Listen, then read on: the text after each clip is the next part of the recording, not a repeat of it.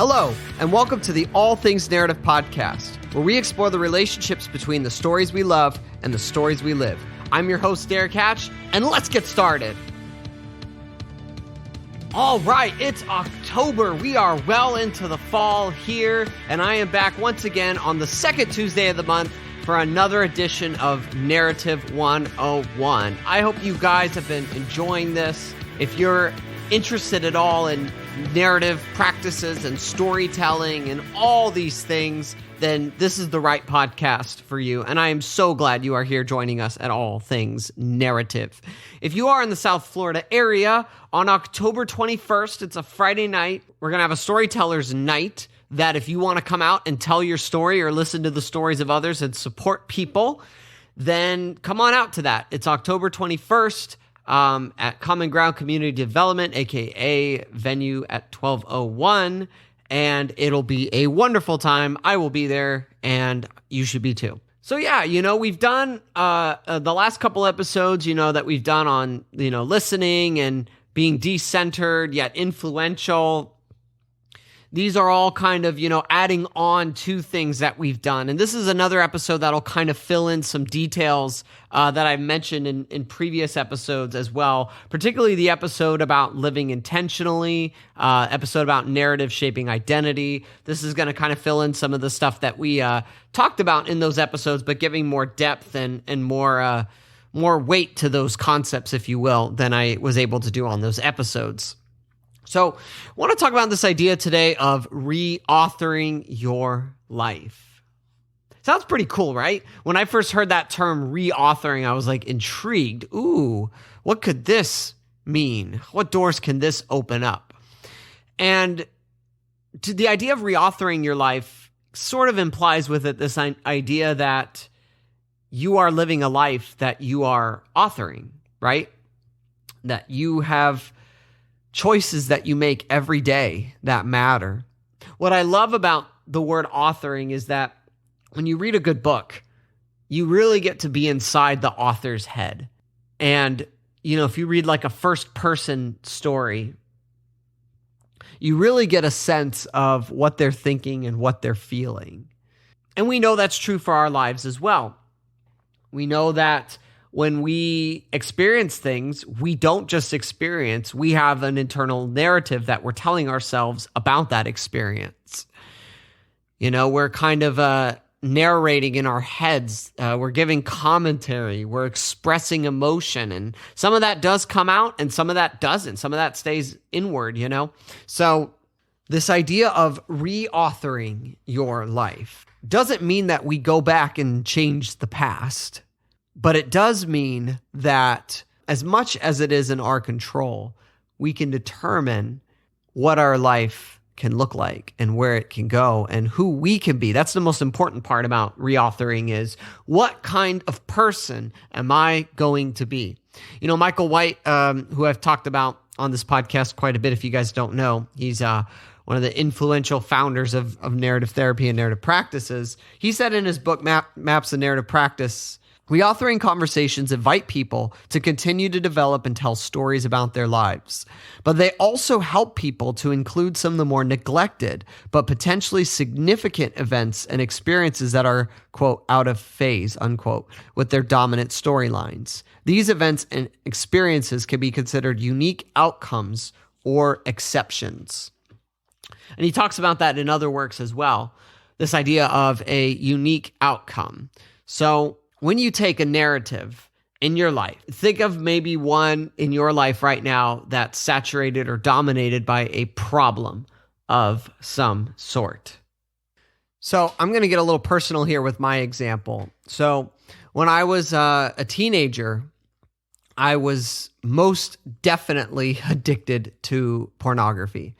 And I'm sure there's a lot of people out there that just don't admit that, because that's a hard and a shameful one to talk about. But this is a great narrative to use as an example here in terms of reauthoring your life. Because for me, all I could see was this problem-saturated narrative of, man, every time I go on the computer, that temptation is there. If your kids have open internet access, please shut that down. I highly recommend that, even if your kid is responsible. So for me, it was kind of like, I had the computer in my room and it was open, and it was tough. And so the narratives I had from experience was like, man, I just defeated over and over and over again by this struggle, and it would consume my time. And, if I wasn't careful, it could get in the way of studying and all kinds of important things that were better and needed to get done. So if I was to go back and think about unique outcomes, go through the years and years of that and think about, okay, what are some unique outcomes that stood in opposition to the problem? One example I could think of was my iTunes on my computer. And sometimes, if I had my headphones in, I would just want to listen to music. And making that decision to choose to listen to music. Now, when I listen to music, just so you guys know, this isn't like background music. Like, I really immerse myself in music. Like, I sit down, lay down, whatever it is, and just take it in. That's why I love like concept albums and rock operas, because you can immerse yourself in the story of an album that an artist put together. So for me, I would make a decision like, I'm going to listen to Tommy by The Who, or The Wall by Pink Floyd, or The Black Parade by My Chemical Romance. These albums that just took a lot of your time and energy to listen to, in a good way, of course. I would choose to put that on instead of, looking up porn. Or find music, like I've mentioned Angels and Airwaves on here before. Like, it's music that is meant to uplift and inspire you to push and do better. So those would be examples of unique outcomes where I found moments in the problem narrative that stood in opposition to it. And I've talked about this as well with the idea of alternative stories. What is the alternative story that's going on that stands in contrast to the dominant story that you find yourself in? Reauthoring conversations, it's getting deeper of like, okay, what is it about this unique outcome? What about it worked? Why am I so drawn to that? What I might say about myself is that music is a part of who I am, and the music I listen to reflects that. And I feel more myself when I listen to that music than I do when I look at pornography, because pornography does not represent who I want to be. Again, the externalizing of the problem, I am this versus I struggle with this. And I knew that there was a part of my identity that was more important than that. And that's what I would hold on to with these unique outcomes here. And those are the things that we want to grab onto in reauthoring our lives. Is we want to say, this represents the direction that my life can and should, and I want it to go. And this problem doesn't. And so I want to go more in this direction. I want to figure out, how do I move more in this direction? Maybe you tear down the sexy bikini posters that you have on your wall and you replace them with sayings or images that better represent what you want to aspire towards. Oh, that could be a whole conversation about how you decorate and how you design a space and what you put in front of you all the time. So yeah, in reauthoring your life, there's another idea that's in there. It's this idea of what's called the absent but implicit. And Jill Friedman, who we've had on here, gives a great kind of summary of this, and I'll pull it up here and read it to you. So she said, we could describe the absent but implicit as the idea that we make meaning of any experience by contrasting it with some other experience or set of experiences. We make meaning through operations in which we say or think or sense, quote, this is different from that.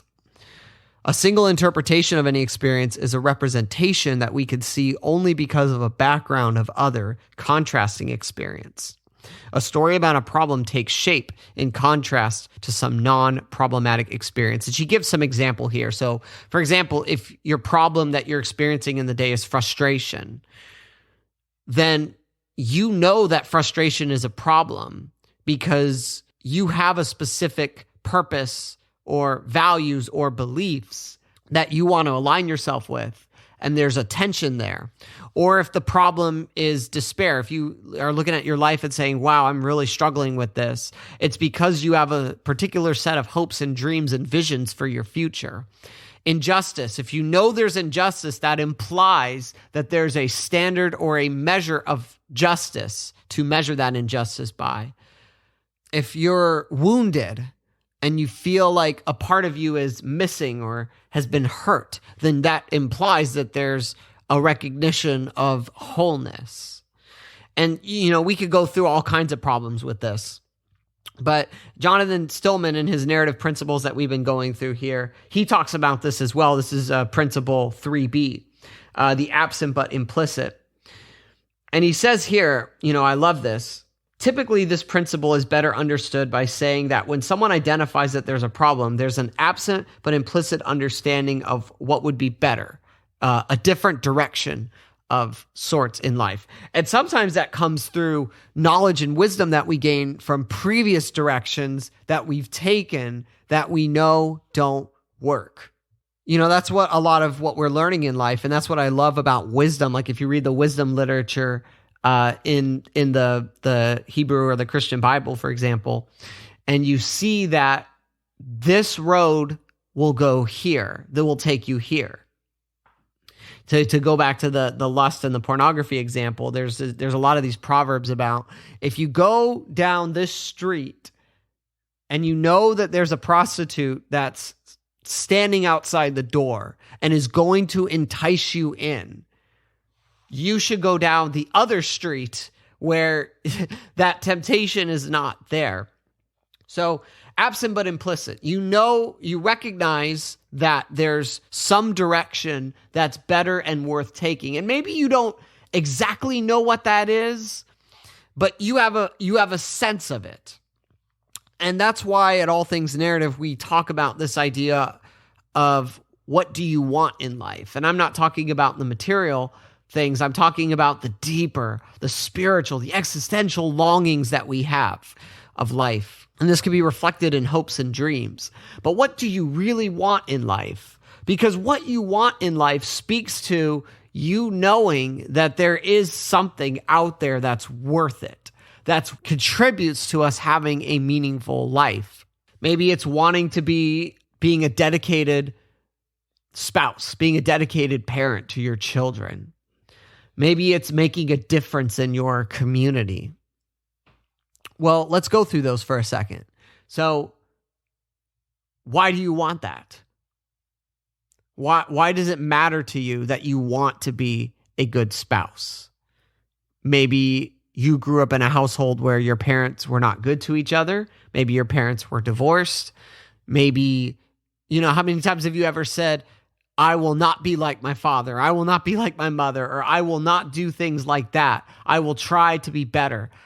It's because there's some other way that's potentially better, and you want to go for that. Same with kids. We don't want to repeat the sins of our fathers and our mothers. We want to always do better. Each generation wants to try to do better than the last.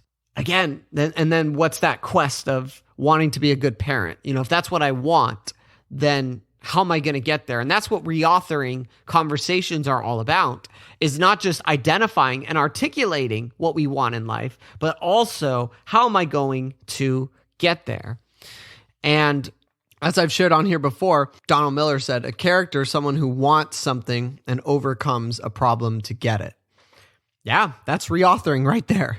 Again, that comes through being intentional, through the intentional states, which we've talked about, but if you haven't heard, it's really focusing on these different categories that, Michael White talked about quite a bit. Intentions, purpose, values, beliefs, hopes, dreams, visions, commitments, ways of living, and so on and so forth.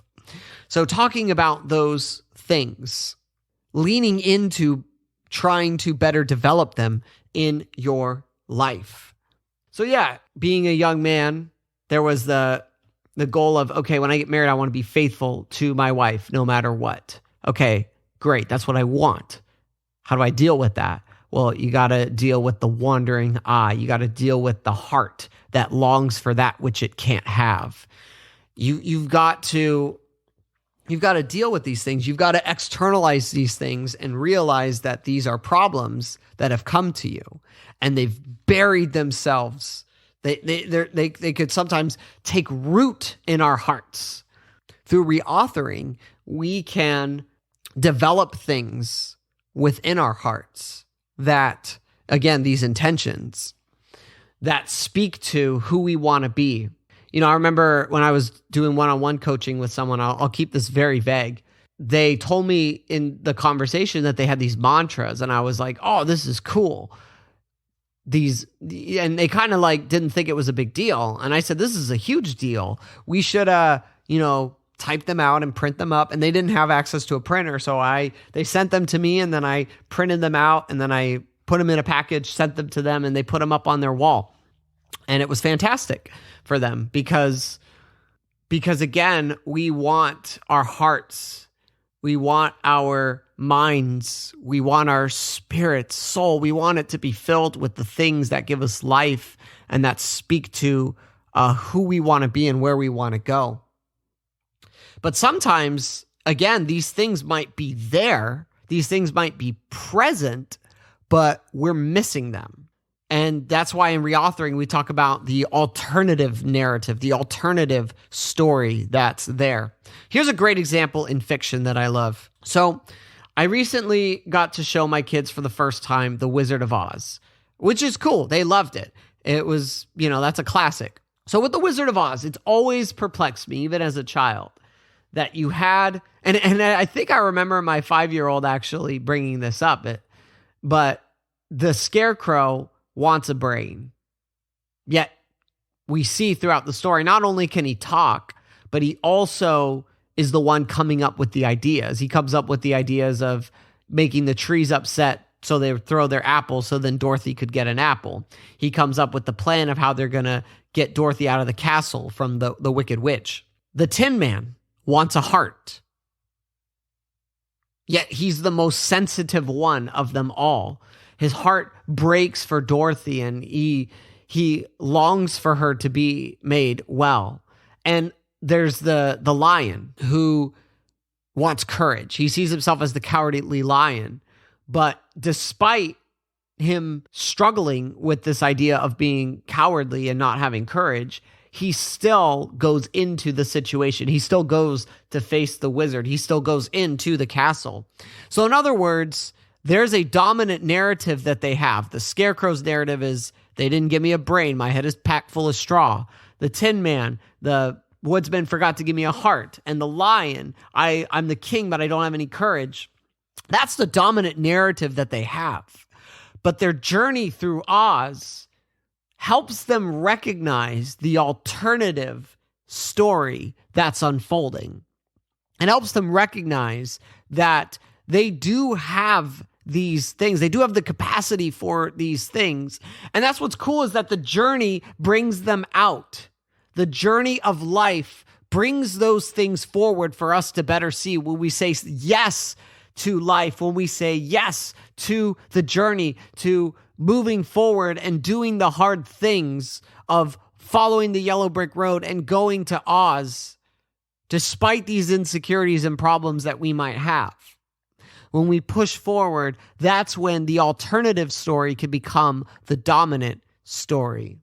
And that's where the wizard kind of seems to imply when he's talking to them that they had those things, and they get these little tokens to kind of remind them of the journey. But it's also interesting because you could also interpret that as kind of a sidebar here, like maybe the wizard is trying to fool them that he's the one that can give them to them. And I think sometimes, as being the quote unquote like experts, sometimes, again, going back to the last episode in that savior complex, we can make people think that we're the one giving them these things, when in reality, we're helping people to see what might already be there. There's a great quote I heard recently, and I don't know who said it, for the Christian world, this idea of we want to see where God is moving, where God is already at work, and then we want to get in there, right? I love that idea, because as like narrative practitioners, we want to see where these alternative stories, where the absent but implicit, where the intentional states, where unique outcomes, where all these things are already taking place. And we want to say that we want to be there. We want to go to those places. We want to talk more about them. We want to develop our understanding of them more. We want to ask good questions. And that's the kind of the enthusiasm. That's what I get enthusiastic about in reauthoring, is helping people to go to those places and to see those things, to see them in your life. So again, and then asking ourselves, where do these ideas come from that we want life to be a certain way? And as a Christian, I feel like that's because we're created in the image of God. And being made in the image of God, there's this longing for meaning and for these things. And that's a whole other deeper conversation in terms of what that is. But even if you're not a Christian, there's this recognition that there's something that we are measuring these things against. Even if you look at going back to the justice injustice thing, when we say that somebody has broken a law, we are saying that because that implies that there is a law that had to have been broken. There was a law that was set in place. And I know there's tension also between what's called the normative gaze or normalizing judgments, where we can compare ourselves to other standards. And so the question that I have for you is, what are your standards? What are your standards? What are you measuring the problems of your life against? And maybe that's a good starting place in all this. But all that to say, this idea of reauthoring is something that I'm very passionate about. And it's one of my favorite aspects of narrative practices. And if you're interested in that, in reauthoring your life, see, here's the thing. I'm not going to sit here and tell you that I am going to reauthor your life. No, everybody is the protagonist of their own story. And you have to decide these things for yourself. And you have to bring in the influences that you want to help you do that. Now, whether it be other people, whether it be God, you have to decide that because you have agency. And I'm just saying here that I'd love to be a part of that journey if that's something you're interested in. Whether it's through workshops or coaching, please reach out to me, info in the show notes. So yeah, that's basically what I got for this one, for reauthoring conversations. It kind of maybe fell a little all over the place as I was talking about it. But yeah, so one maybe helpful exercise I'll leave you with is there's these the landscapes. I think I've talked about this before on here. Landscapes of action and landscapes of identity. So again, landscapes of action is the experiences, talking about experiences in our lives, and landscapes of identity is what identity conclusions about ourselves are we drawing from those experiences. So if you think about an experience maybe that you had recently, like I'll do just a simple example here. So I'm trying to help a friend of mine to sell an estate that they inherited of comic books, a huge collection of 2,500. And so let me take that experience of trying to sell these comic books and all that. Okay, what identity conclusions can I draw about myself from that experience? Well, I put a lot of time into researching the value of those comics. So one of the things that I value through that you can see is I value giving your best to something, to dedicating yourself to fully understanding something before you go out there and try to sell it. So that's something, about myself, and that's something I've already known about myself, but it's something that I can look at that experience and I see that part of myself there. I see me acting in that. And then I ask the question, is that what I want for my life? Yes, it is. I want to be that kind of person that aligns with my values. Actually, one of my core values is dedicating myself to excellence, doing things with excellence. So when I'm in this experience of trying to help this guy sell the comic books, I can ask myself, am I doing all my research? Am I taking all things into consideration that need to be? So yeah, take an experience in your life, could be big, could be small. See what that experience is telling you about yourself, and then ask yourself, is that who I want to be? Is that what I want for my life? And you might see unique outcomes. You might see the absent but implicit. You might see all these things emerging in the process. But yeah, that's probably a good place to end this. So thank you so much for checking out this episode for Reauthoring Your Life. And next week, we're back for Why We Love. And I got the guys coming back again. And we're going to tackle X-Men, which should be a lot of fun. And so it's a ride being here on the All Things Narrative podcast. So thank you so much for tuning in. And I hope that wherever you are at, that you, when you are ready to reauthor your life, that you have people that you can reach out to help you through that. If you don't, or if you want additional support, that's what we're here for at All Things Narrative. And until next time, thank you for tuning in and take care.